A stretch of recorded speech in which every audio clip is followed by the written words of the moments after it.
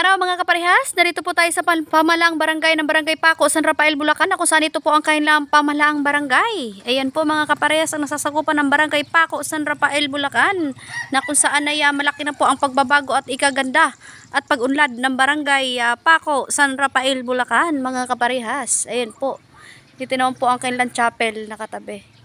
Ayan, makikita nyo po mga kaparehas, bagong-bago po ang mga street lights natin dito mga kaparehas. Ayan po.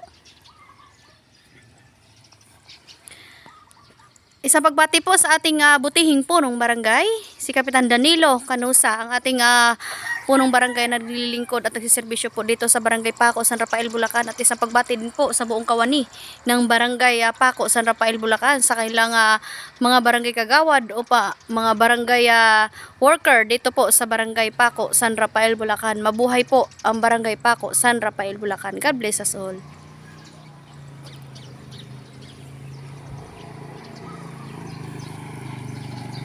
Ayan po mga kaparehas, ingat-ingat po tayo palagi. God bless us all.